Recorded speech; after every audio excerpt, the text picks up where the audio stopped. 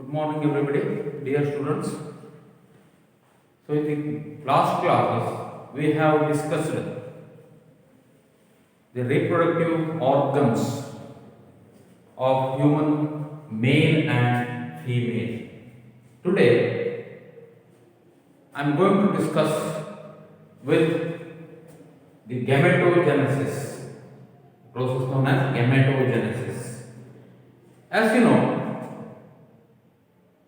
the testes and ovaries are the primary sex organs in male and female respectively. The male sex organ, primary sex organ is testes, and the female primary sex organs are a pair of ovaries.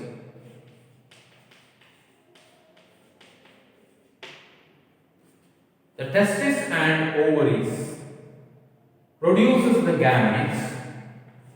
Testis produces the sperms, male gamete, and ovaries produces ovum, female gametes.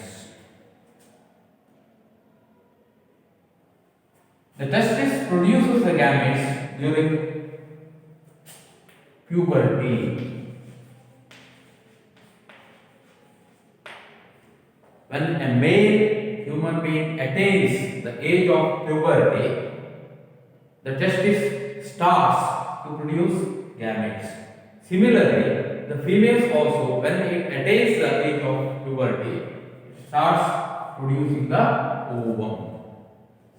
So, gametogenesis means here, it is the process of production of gametes. It is the process of production of gametes.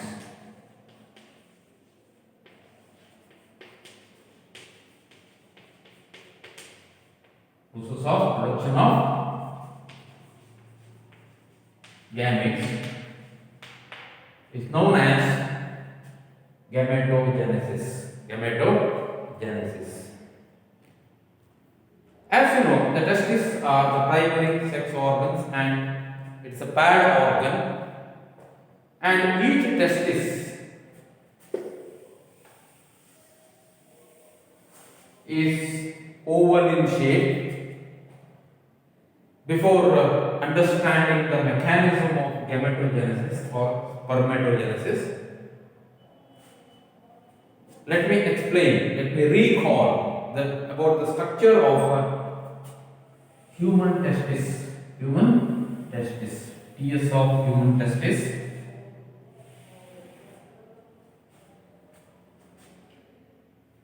Each testis is circular in shape. If you take a cross section of the testis, it is circular in shape, and externally it is bounded by connective and fibrous tissues, connective tissue covering, known as tunica albuginea. It is known as tunica albuginea. So now let me explain the transverse section of human testis. The human testis consists of stroma. Human testis consists of stroma and seminiferous tubules. It is circular in shape. Human testis is circular in shape, and if you take the cross section of the human testis, it is externally bounded by connective tissue known as tunica albuginea, and this tunica albuginea encloses the stroma, stroma. So the stroma contains seminiferous tubules. They are scattered like this, and each seminiferous tubule is lined by germinal epithelial cells or germinal epithelium. Germinal epithelial cells are usually the germ cells which are capable of producing the gametes. So these germinal epithelial cells are also known as sperm mother cells, germinal epithelium.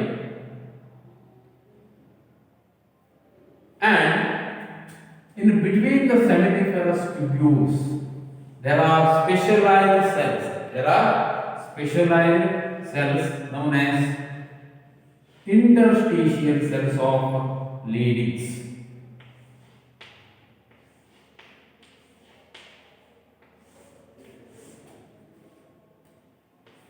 Interstitial cells of Leydig or simply Leydig cells. And the stroma also contains muscular tissue and some other immunological cells, blood vessels, nerve fibers or nerve plexus are there in the stroma. Okay, so this seminiferous tubule is the site of spermatogenesis or site of the synthesis of sperms. The process of formation of sperm is known as spermatogenesis. Spermatogenesis.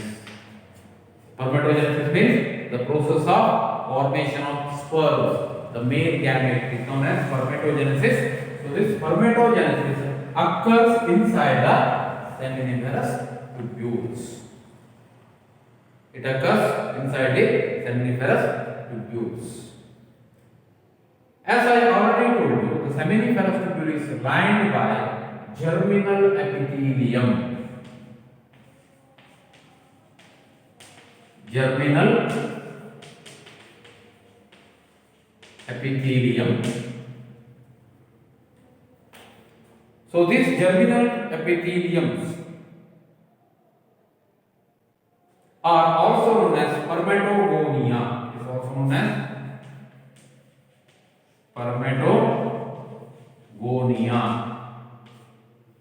spermatogonia. So this spermatogonia undergo mitotic division. It undergo mitotic division to produce diploid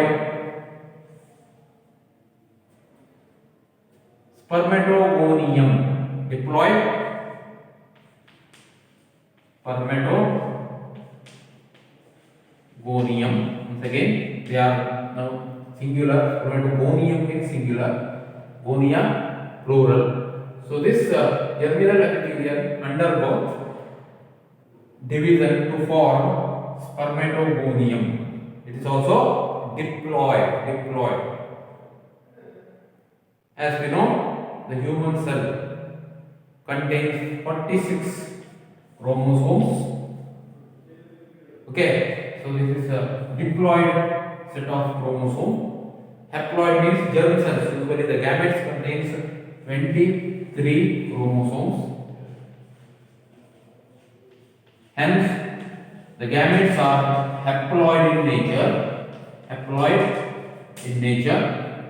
But so this germinal epithelium as well as spermatogonium are diploid cells, and this spermatogonium is produced by the mitotic division of the spermatogonia. Okay, then the spermatogonium, some of the spermatogonian cells, spermatogonia, undergo first meiotic division. It undergoes first meiotic division to form primary spermatocytes. Produces primary spermatocytes.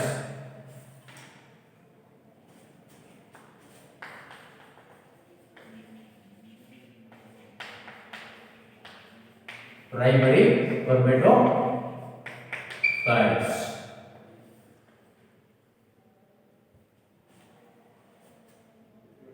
Okay, the primary spermatocytes are once again they are the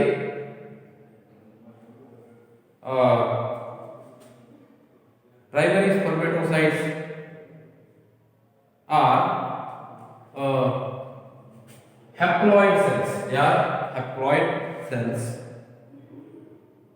So these primary spermatocytes then undergo second meiotic division. Second meiotic division to produce four diploid spermatids.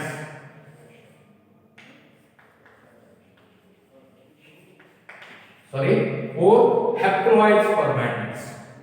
So here the primary spermatocytes undergo second meiotic division. Second meiotic division to produce spermatids. Four spermatids. Four equal.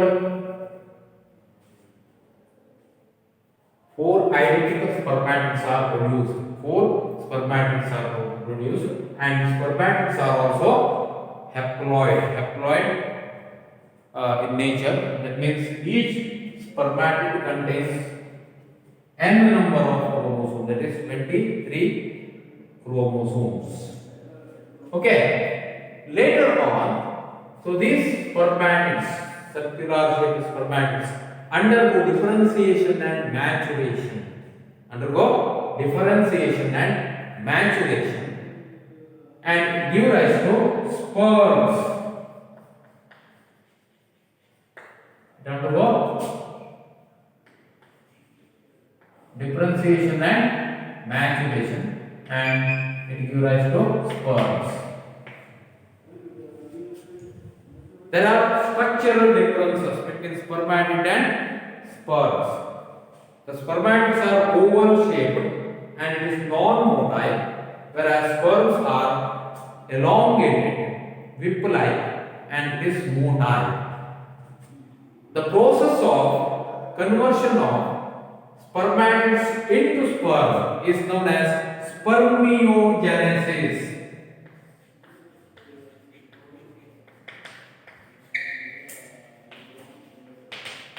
Spermiogenesis.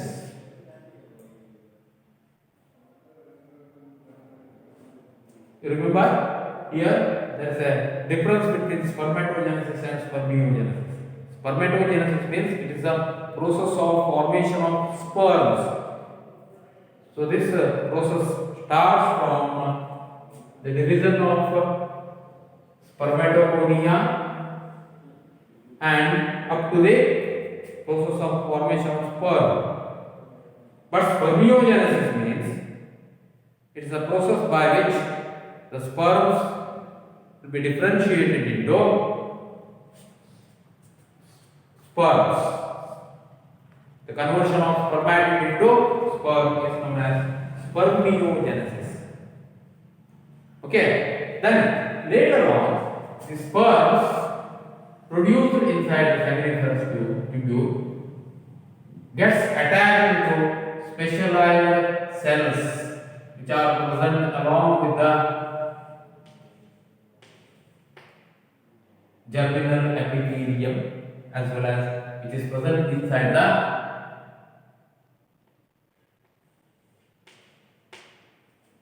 seminiferous tubule. So these cells are known as Sertoli cells. Sertoli cells.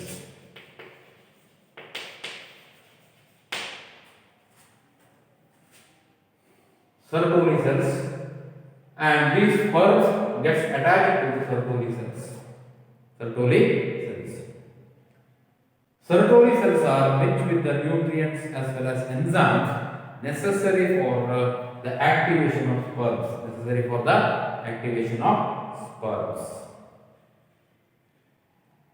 And the enzymes which are present in the Sertoli cells also facilitates the conversion of spermatids into sperms. That is the maturation of sperms. Maturation of sperms. Okay, so this is about the spermatogenesis, the male gametogenesis, spermatogenesis. Once again, I will repeat. The spermatogenesis means it is the process of formation of sperm, male gamete, is known as spermatogenesis. It occurs inside the seminiferous tubules, inside the seminiferous tubules, and seminiferous tubule is lined by germinal epithelium. Germinal epithelium undergo mitotic division to form spermatogonium. Okay, diploid, they are also diploid in nature, and each spermatogonium undergo first meiotic division to produce two equal number of primary spermatocytes. It produces two spermatocytes, and these spermatocytes are haploid in nature, and this primary spermatocyte next undergoes second meiotic division to produce four identical haploid spermatids. The spermatids are circular in shape or oval in shape and non-motile. So these spermatids next undergo a process known as spermiogenesis to produce sperms. Spermatids are oval in shape, whereas sperms are elongated and whip-like, and it has a tail. Okay, then the sperm which is produced inside the seminiferous tubule gets attached to the Sertoli cells. The head of the sperm is embedded in the Sertoli cells. The Sertoli cells provides nutritive substances, as well as it also produces the enzymes necessary for the maturation of spermatid into sperms. Maturation of the spermatid into sperms. So this is about the process of spermatogenesis.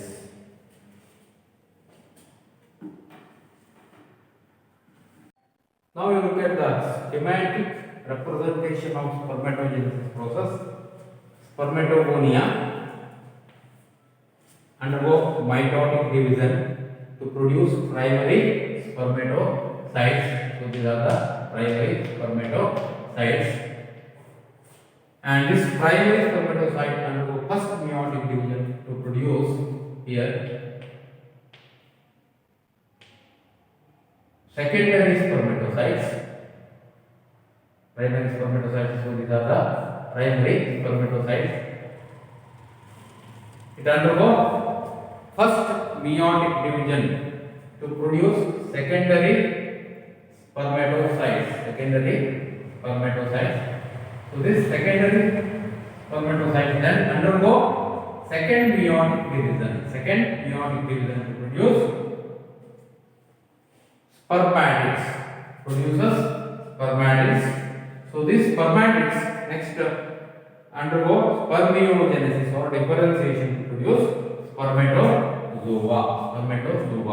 So this is about the schematic representation of spermatogenesis.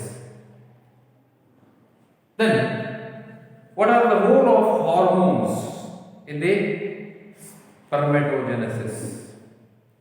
As you know, the interstitial cells of ladies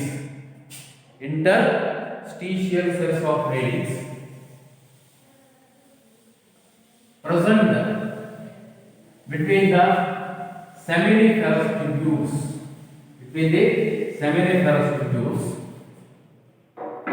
produces the hormones.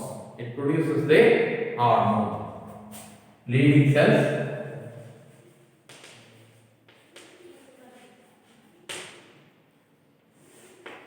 produces the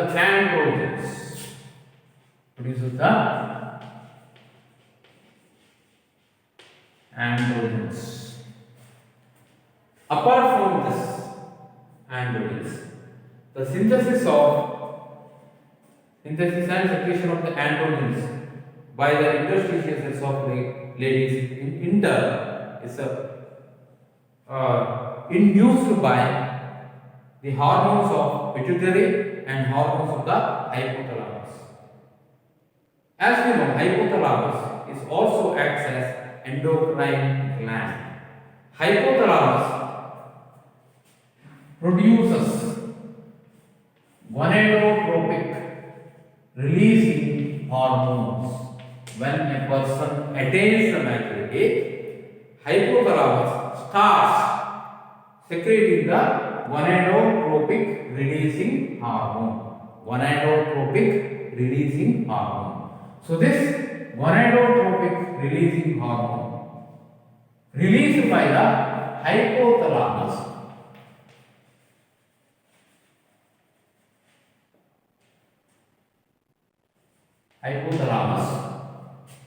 acts upon the anterior lobe of the pituitary gland, and this pituitary gland then releases the gonadotropins.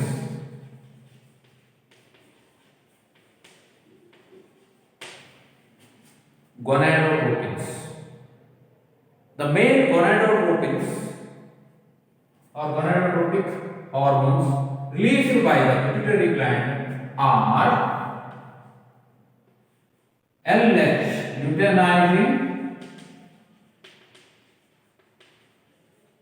hormone, and FSH. FSH means follicle stimulating hormone. Follicle stimulating hormone. So these are the two important gonadotropins released by the pituitary. So this luteinizing hormone hormones later on act upon the germinal epithelial cells, and it stimulates the process of spermatogenesis. And also the luteinizing hormone acts upon the leading cells, or it stimulates the leading cells, interstitial cells of Leydig, and this interstitial cells of Leydig then releases the androgens. So this androgens then initiate, or it induces the maturation of testis, maturation of the gonads, and also it induces the process of spermatogenesis. Okay.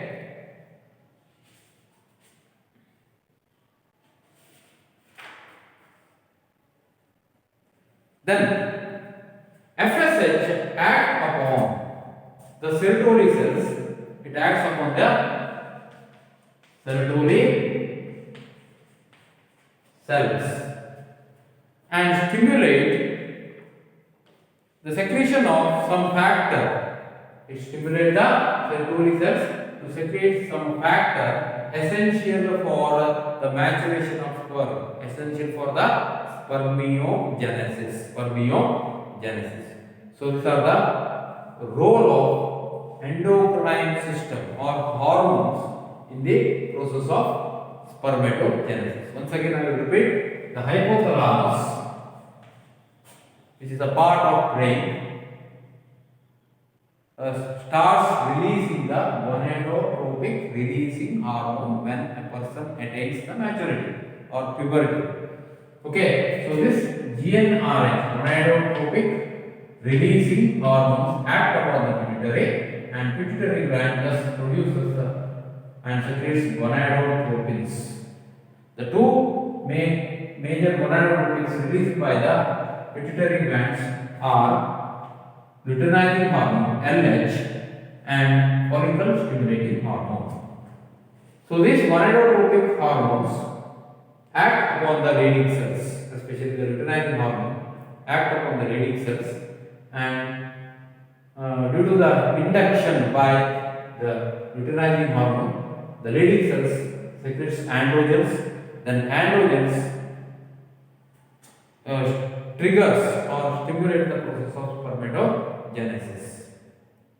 And so these androgens are also helpful in the maturation of testis, sex organs, and it also helps in the maturation of male accessory glands and ducts. And the follicle stimulating hormone act upon the clitoris and it induces the release of some factors and enzymes necessary for the conversion of spermatids into sperms. So this is about the role of hormones.